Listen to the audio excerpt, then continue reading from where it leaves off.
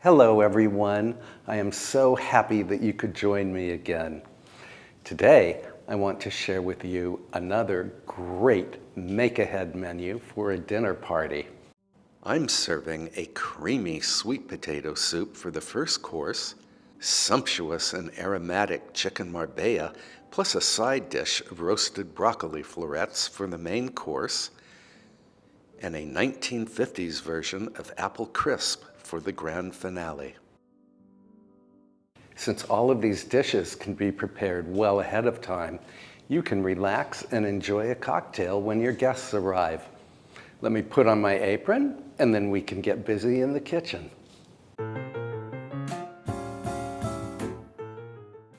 We are going to start with the chicken marbella because it needs to marinate for 24 hours. Now, I only know about this dish because my friend Victoria von Arx made it for a dinner party last week. And let me tell you, the chicken marbella was probably the best chicken dish I have ever tasted, and I am so not exaggerating. I'm going to put the chicken in my braising dish here, but you could use any large roasting pan. And for the chicken, I'm using 12 chicken thighs that I bought at the Berry Farm. You can use medium-sized thighs or large thighs. For the best flavor, I'm using skin-on, bone-in chicken here. You just want the chicken to be in one layer. When my friend Victoria made this dish, she used both chicken thighs and drumsticks. I should tell you that the recipe for chicken marbella comes from the Silver Palette cookbook. The Silver Palette was a beautiful gourmet shop in New York's Upper West Side. It was there when I lived on the Upper West Side. Now I have to wash my hands. Hands are washed. Now we're going to make the marinade. The marinade starts with a whole head of garlic minced. Much easier is to use garlic paste. I'm using about 1.5 tablespoons of the paste. Then I need a 1/4 cup of dried oregano or oregano. 2 tablespoons of kosher salt. Sounds like a lot of salt, but it is the correct amount. Grinds of black pepper. A 1/2 cup of red wine vinegar.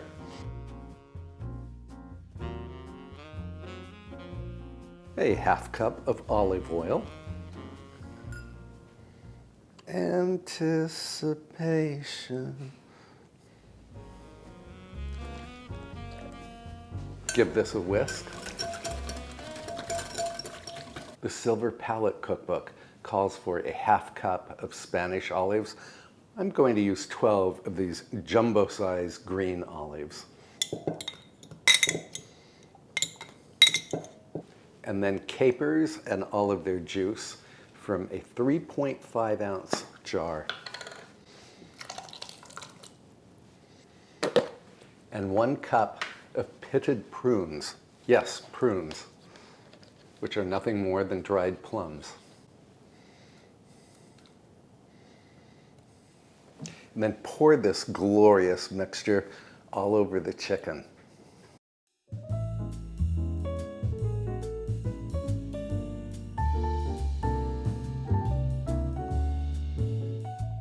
And then I like to just lift up the chicken with a spatula to make sure that the marinade is underneath as well as on top. And then pop this into the refrigerator for 24 hours. I'm going to clean up my workstation and then we can move on to the first course soup.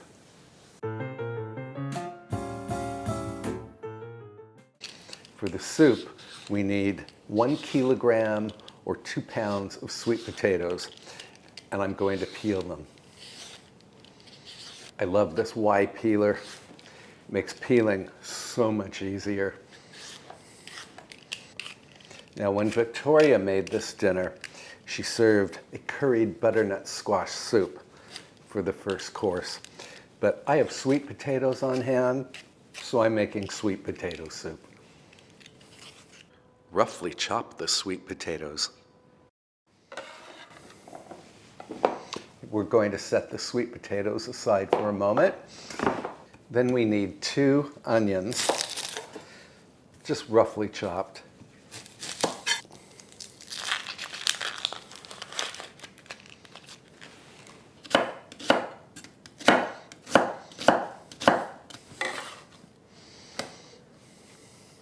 Then we need 2 chopped leeks.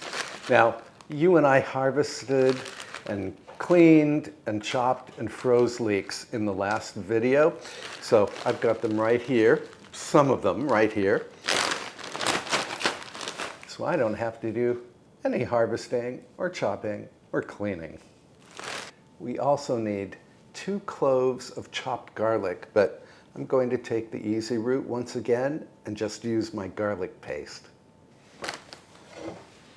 And we need a heavy soup pot. Then we can head over to the stove. So my soup pot or Dutch oven is over medium heat.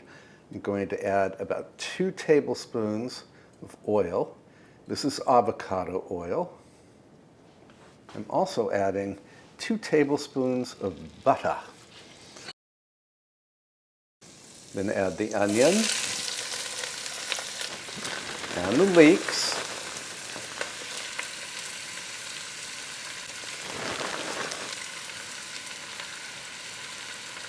And the garlic, about 2 teaspoons if you're using paste.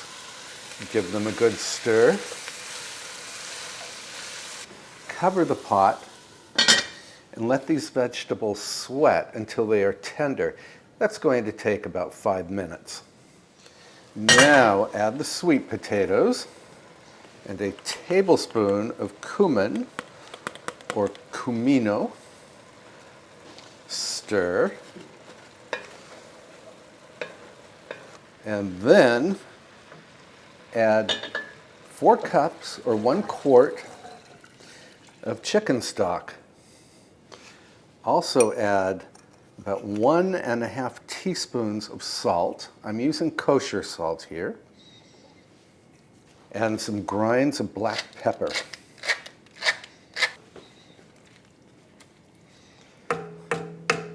Now I'm going to bring this to a boil, and then as soon as it boils, I will lower the heat, partially cover the pot, and let this simmer until the potatoes are perfectly tender. That's going to take about 20 minutes. This recipe makes a lot of soup, but you can always freeze the surplus. Use a blender to puree the soup to a smooth consistency. Work in batches if your blender is small. Taste the soup, just to make sure it doesn't require any more salt. It's exquisite. Return the soup to the cleaned out soup pot. I'm going to let the soup cool to room temperature, and then I will cover it and pop it into the refrigerator. And then tomorrow, shortly before my guests arrive, I will reheat it on the stovetop, and then when I serve it, I will garnish each serving with some cream. Well, the first course soup is made. The main course chicken is assembled and marinating. So I'm going to go ahead and prepare the broccoli side dish. The side dish is roasted broccoli florets. I like to get as much done the day before the party so that I can relax and enjoy a cocktail when my guests arrive. Olive oil, kosher salt or table salt, black pepper, and toss. The olive oil will help the broccoli to caramelize. I'm covering this with cling wrap.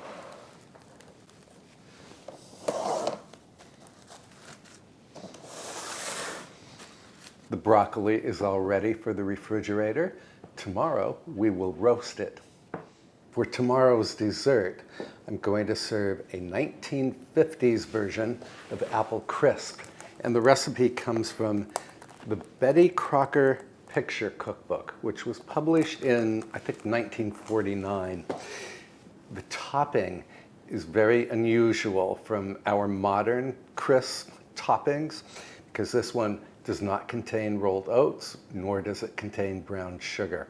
In a medium bowl, combine 3/4 cup or 94 grams of all-purpose flour and 1 cup or 200 grams of granulated sugar. Then add 1/3 cup or 45 grams of cold diced butter. Use your fingers to mash the flour and butter together until the mixture resembles coarse crumbs. I will link this recipe in the description below. I will also link the soup recipe and the Chicken Marbella recipe in the description. And here we are, coarse crumbs. So now I'm going to wash my hands and then transfer this mixture to a Ziploc bag.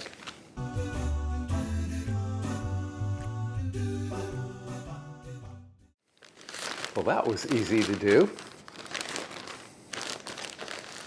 Now tomorrow, we are going to go to a local orchard to buy apples for the apple crisp, and we will set the table and we will bake everything off. So sweet dreams. I will see you first thing tomorrow morning. Good morning. I'm off to the local orchard to buy apples. Come take a drive with me.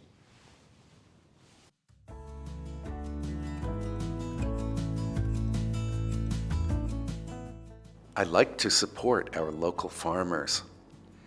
Today, we are shopping for apples at Golden Harvest Farms in Valencia, New York.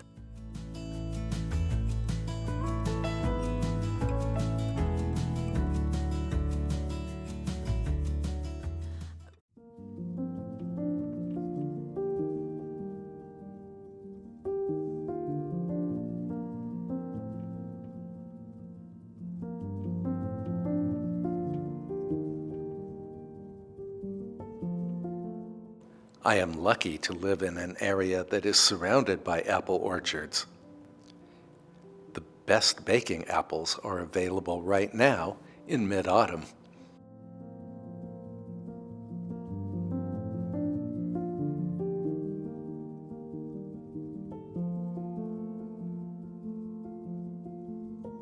Honey crisp.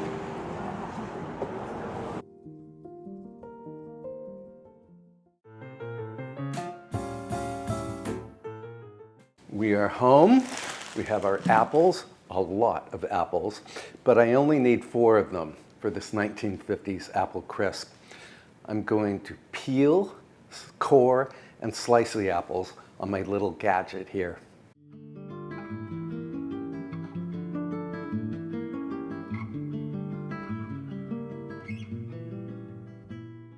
These Honeycrisp apples have a wonderful flavor. So I'm putting the apple slices in a baking dish. This baking dish measures 10 inches long, about 6.5 inches wide, and about 2 inches deep. So it's not a huge baking dish. If you are going to bake the crisp right away, you would want to preheat your oven to 350 degrees Fahrenheit or 180 degrees Celsius. Now, sprinkle the apples with 1/4 cup or about 60 mils of water, 1 teaspoon of salt, and 1 teaspoon of ground cinnamon. Very easy recipe.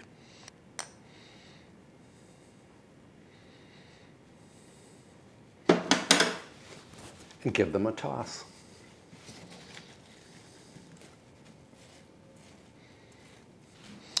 Clean up my mess. Let me fetch the topping that we made yesterday and put in the refrigerator.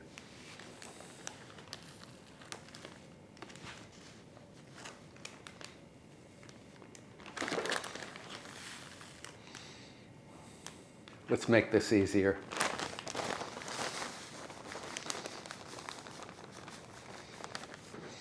I'm going to put this in the refrigerator until shortly before my guests arrive. After I clean up my mess, I'm going to go light a fire in the dining room, and then we can set the table. Before we go into the dining room, I just wanted to show you all of these scratches on my hand. They're from baby Goldie, the kitten.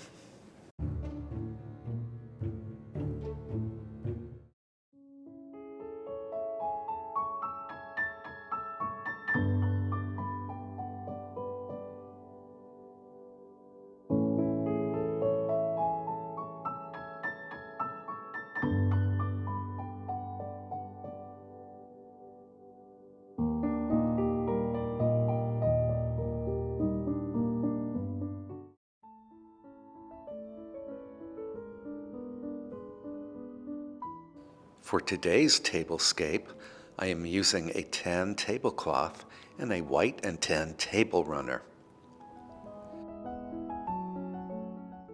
For decoration, I'm relying on the miniature pumpkins and winter squash that we used in our previous dinner party episode.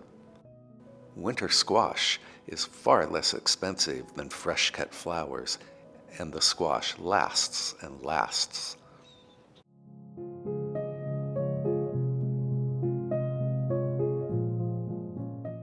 White candles and silver candelabra.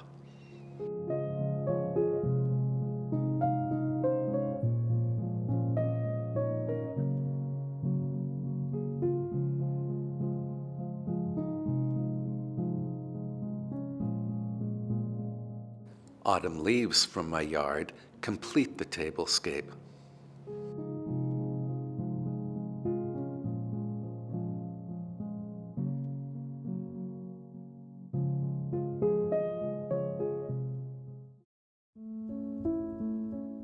Dinner plate, saucer, and a coffee cup that will hold the first course soup.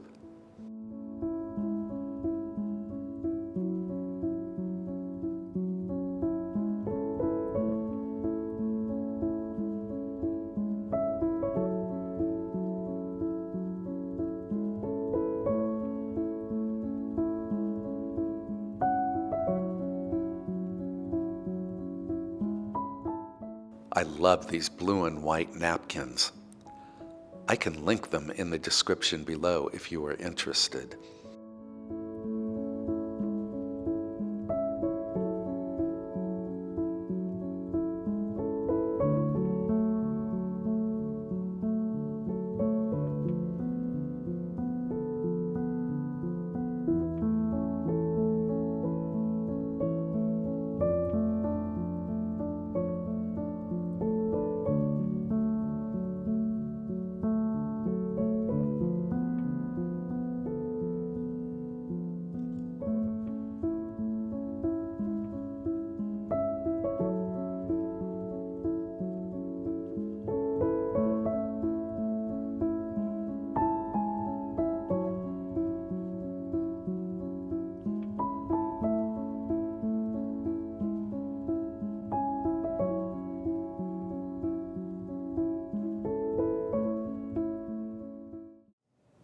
Here's the game plan. 30 minutes to 1 hour before your guests arrive, take the lid off of the Chicken Marbella, and we're going to add 1 cup of dry white wine. Before I add the wine, I'd like to loosen all of the chicken so that the wine will go underneath the chicken.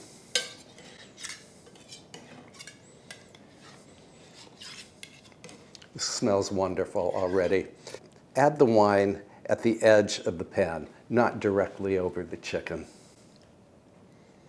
Then sprinkle the top of the chicken with brown sugar, up to 1 cup of brown sugar. The sugar will caramelize as the chicken bakes in the oven.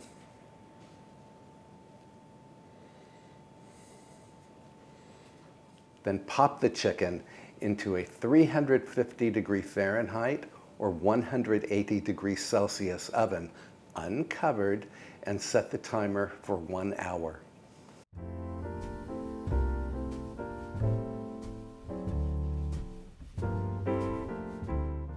Bake the apple crisp for 45 to 50 minutes at 350 degrees Fahrenheit or 180 degrees Celsius. And 30 minutes before your guests arrive, put this glorious sweet potato soup on a very low flame and just let it warm through.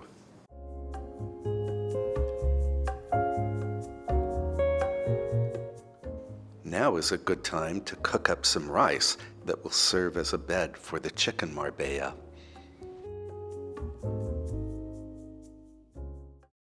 I'm serving Sauvignon Blanc with the soup course and a full-bodied Cabernet with the main course chicken marbella. I like to plate the soup in the kitchen and garnish it with heavy cream.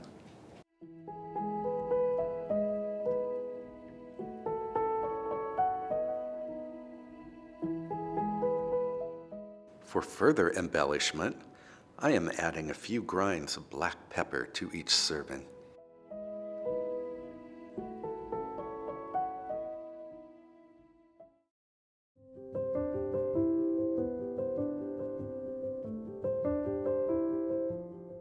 The topping on this apple crisp will become even crisper as the dish cools.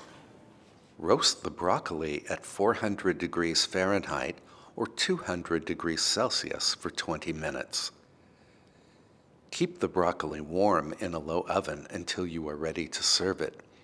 I'm going to use this rice as a bed for the chicken marbella. By the way, the chicken marbella can stay in the oven at 200 degrees Fahrenheit for a good hour. So if you're not quite ready to eat when the chicken is done, just keep it in a warm oven. And here is our indescribably delicious chicken marbella.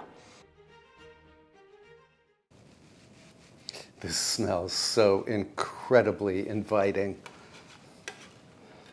And it's such a beautiful dish to look at.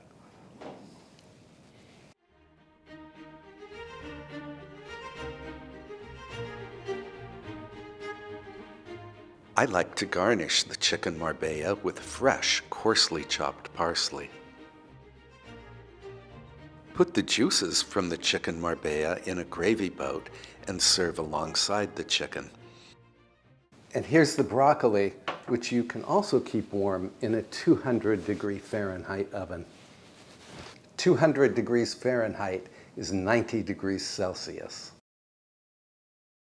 And our main course is served.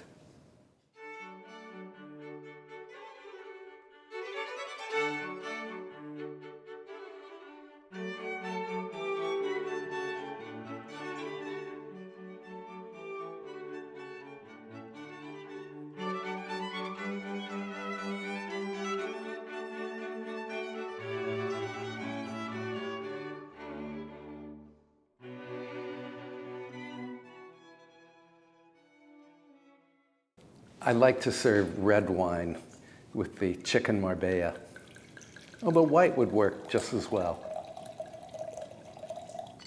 Now, of course, I already tried the soup for you. It is phenomenal. So let's try this chicken, which I already know is phenomenal.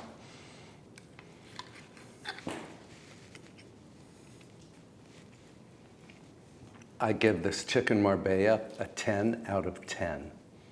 It's sweet and savory at the same time. The prunes are absolutely sumptuous.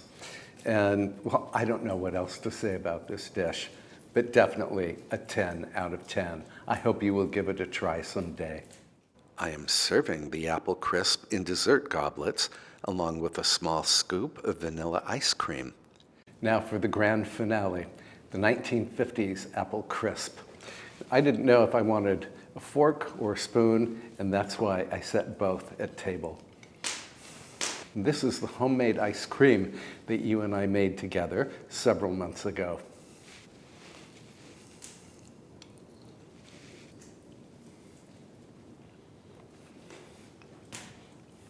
This is truly delicious. You don't even need me to tell you how wonderful this 1950s apple crisp is. It's caramelized, it's loaded with wonderful apple flavor, and it's so different from the modern version of apple crisp that has brown sugar and rolled oats. If you are looking for a make-ahead menu for your next dinner party, I can highly recommend this one. And of course, I have, 12 other make-ahead dinners on this YouTube channel, and I hope you will check those out as well. If you enjoyed this video, I hope you will give it a thumbs up, and I can post a couple of my other videos, either up here or up here, that you can watch between now and my next upload. Thank you so much for spending time with me today. I hope you will try some or all of these dishes, and I will see you in the next video. Take good care of yourself. Bye for now.